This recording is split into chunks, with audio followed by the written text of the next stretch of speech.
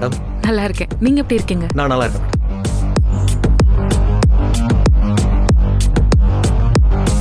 Sir என்னாச்சு sir? அந்த Oliver பத்தி ஏதாவது தகவல் கிடைச்சதா? இல்ல மேடம்.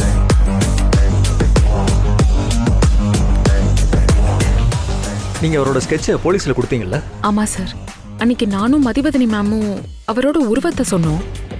அதை அப்படியே அவங்க ஸ்கெட்ச் பண்ணிட்டாங்க. ஆனா அது இன்னும் என் கைக்கு வரலையே.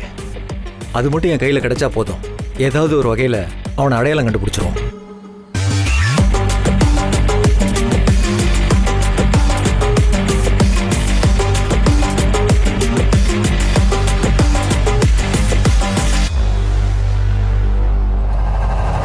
சீக்கிரமாவே. Hello sir.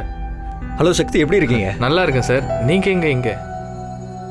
ஆலிவரை தான் தேடிட்டு இருக்கோம். சார், இதே ஏரியாவில் தானே கடத்தி கொண்டு வந்து வச்சிருந்தான். எப்படி சார் இங்கே இருப்பான்? அவன் நேரத்துக்கு வெளியூரோ இல்லை வெளிநாட்டுக்கோ தப்பிச்சு போயிருப்பான் சார். இல்லை சக்தி, வெளிநாட்டுக்கு போக முடியாது. ஏர்போர்ட், ரயில்வே ஸ்டேஷன் எல்லா இடத்துலையும் இன்ஃபார்ம் பண்ணியாச்சு. அவன் இந்த ஊருக்குள்ளே தான் இருப்பான்னு நம்பி தேடுவோம். ஏன்னா இந்த பிளேஸில் தான் அவன் நிறைய பண்ணியிருக்கான்.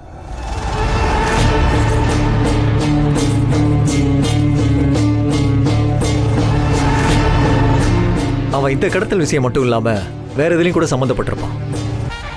இன்னைக்கு இந்த கொடைக்கானல் ஏரியா ஃபுல்லாக அதிகமாக போதைப் பொருள் வந்துருச்சு. இங்கே மட்டும் இல்லை, எல்லா பகுதியிலையும் ரொம்ப அதிகமாயிருச்சு. அதுக்கு பின்னாடி இந்த கேங் இருக்கிறதுக்கு நிறைய வாய்ப்பு இருக்கு.